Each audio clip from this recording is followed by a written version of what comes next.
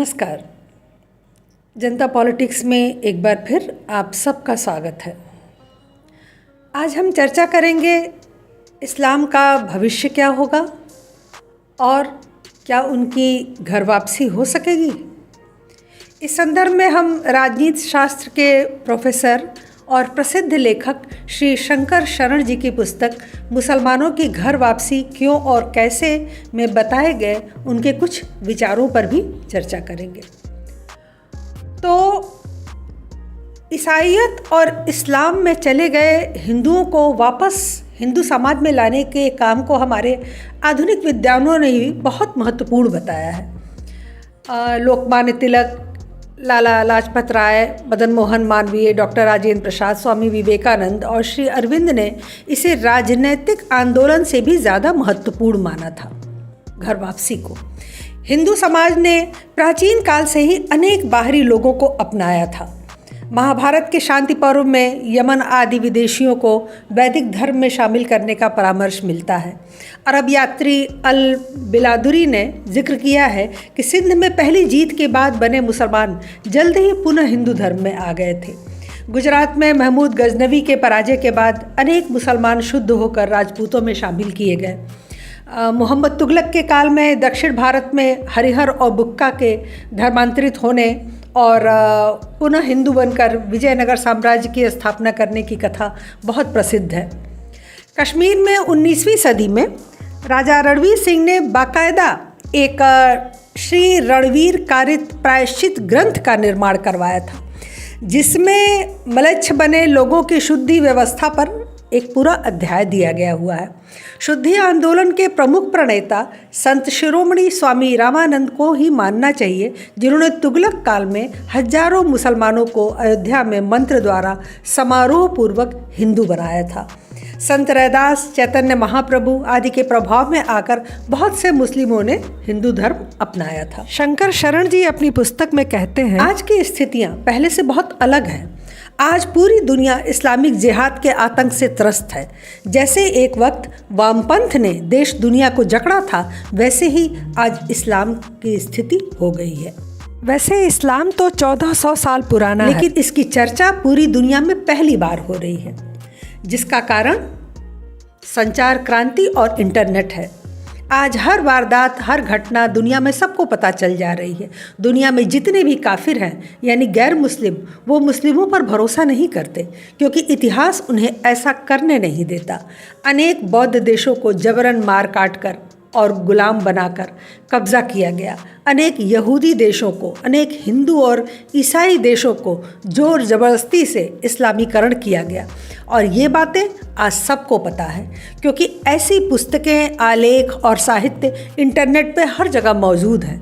तो कोई अन्याय या अपराध छिप नहीं सकता है।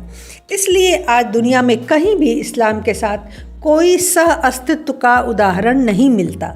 जब कोई देश मुस्लिमों के साथ शांत और खुशहाल हो, ऐसा कोई एग्जाम्पल कहीं नहीं दिखता। खैर, गैर मुस्लिम इस्लाम से बचते हैं, वो उसे जानना नहीं चाहते, और यही सबसे बड़ी भूल हो गई, क्योंकि इस्लाम के इतिहास साहित्य को न जानने की वजह से कट्टरपंथी जिहाद को फैलाने में सफल हो सके हैं। और इसे जानना हिंदुओं के लिए भी बहुत ज़रूरी है, और मुसलमानों को तो इसे जानना ही चाहिए। विशेषकर वो मुसलमान जो शांति से रहना चाहते हैं, जिहाद से बचना चाहते हैं। कितने लोग हैं जो शरीयत को पूरे समाज पर लागू करना चाहते हैं, लेकिन उन्हें खुद ही पता नहीं कि शरीयत क्या है। यदि वो पूरी जानकारी लें तो शायद वे कभी कबूल नहीं करेंगे शरीयत के तरीक़ों को या उसके तरीक़ों से रहना और जीना, क्योंकि यह बहुत कठिन है और आज के समय में लगभग असंभव है। अपने उपलब्ध साहित्य का गहन अध्ययन न करने की वजह से आज इस्लाम अपने ऊपर उठाए गए सवालों का जवाब देने में सक्षम नहीं है। अस्त्र शस्त्र का उत्तर अस्त्र शस्त्र से देना उचित है, लेकिन विचारों का उत्तर तो विचारों से ही दिया जाना चाहिए।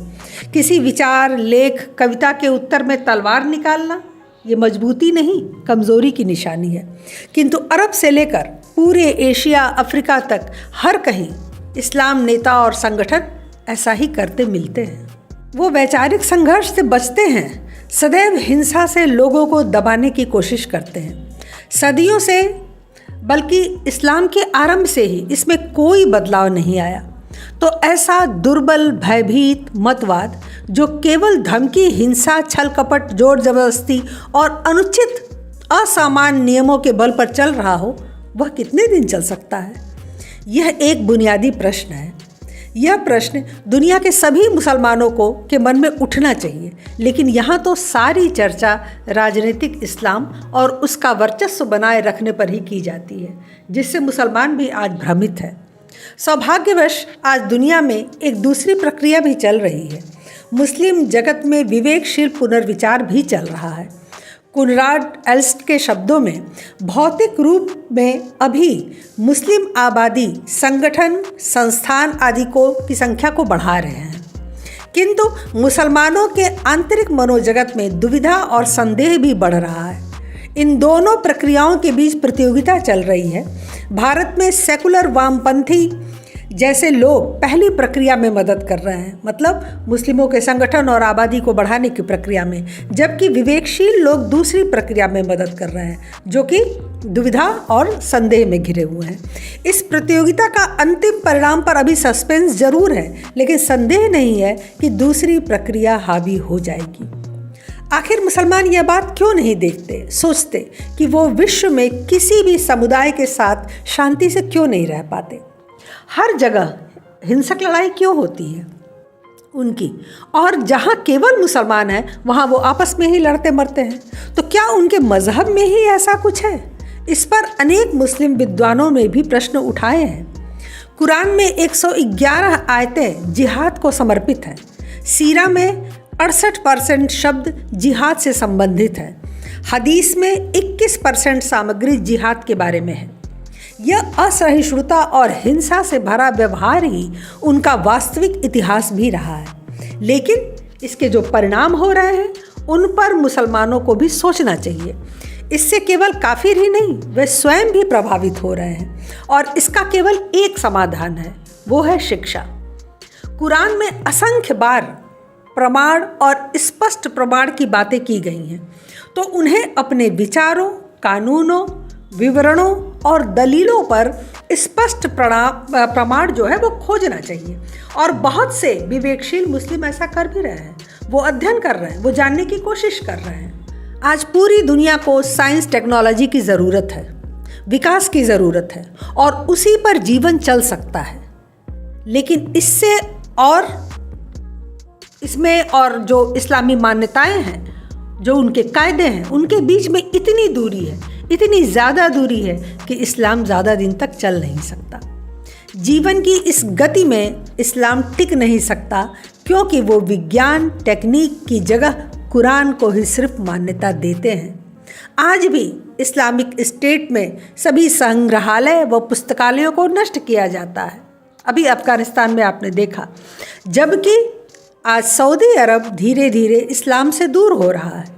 वहाँ ऐसे पुराने स्थलों का जीर्णोद्धार कराया जा रहा है जो यहूदियों द्वारा स्थापित किया गया था। हिंदू मंदिर बनवाए जा रहे हैं। उसे लग गया है कि समय के साथ हमें चलना होगा। आज चीन और इजराइल से कोई मुस्लिम देश नहीं भिड़ रहा।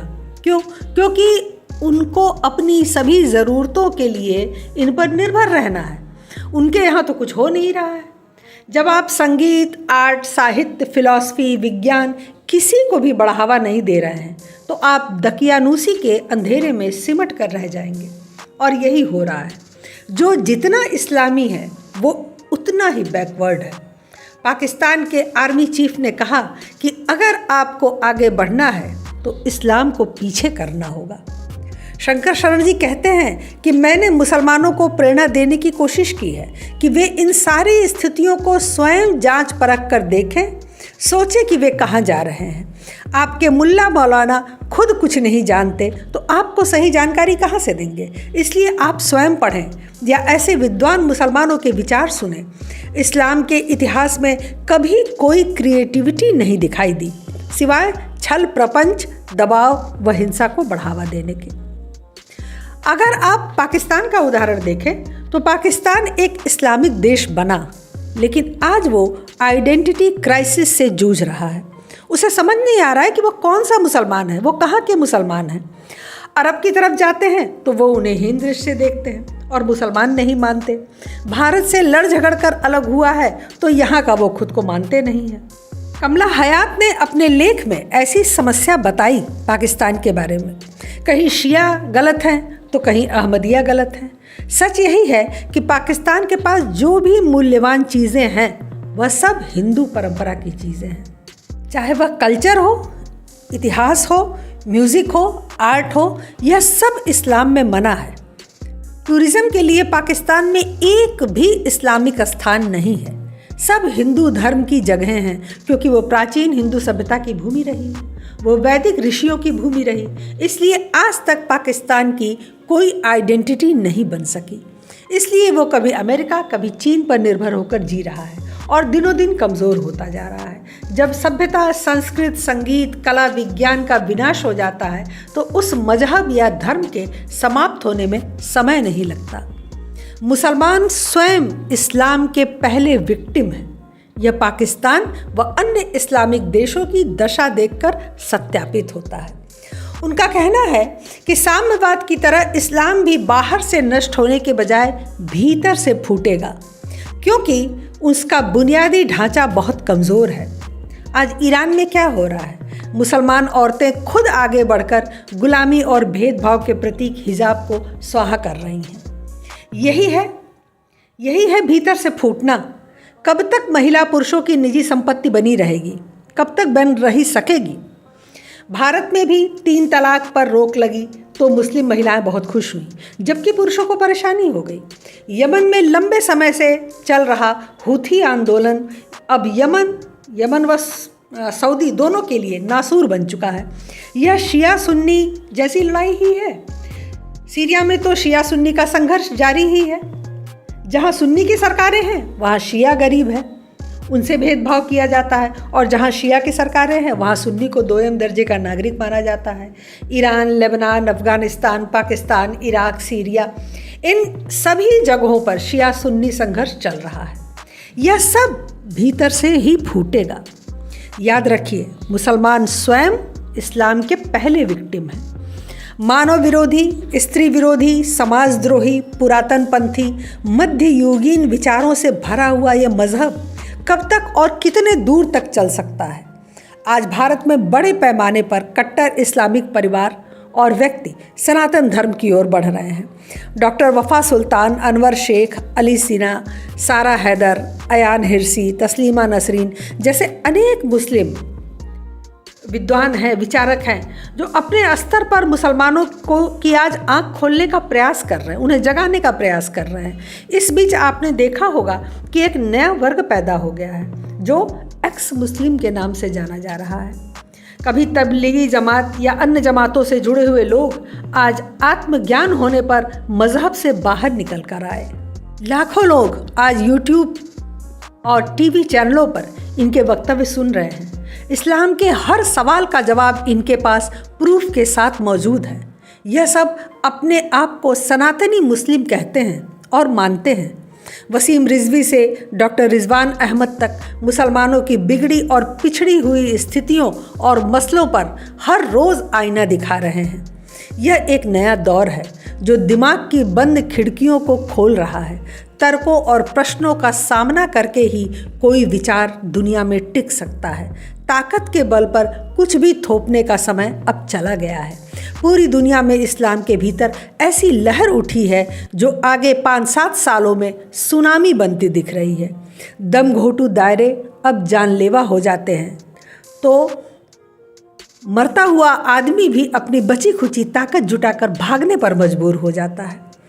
अब सोचना है युवा पीढ़ी को कि वे घुटना चाहते हैं, जिहाद में जीवन गंवाना चाहते हैं, या आधुनिक समाज खुलकर शांति से समृद्ध जीवन जीना चाहते हैं। सनातन के दरवाजे तो हमेशा उनके लिए खुले हुए हैं। आज के लिए बस इतना ही। हमारे चैनल को सब्सक्राइब करें, लाइक करें, सभी प्लेटफॉर्म पर शेयर करें। अपने विचार हमें कमेंट बॉक्स में ज़रूर बताया करें और यह भी बताएं कि किन विषयों पर आप जानकारी चाहते हैं। धन्यवाद। नमस्कार।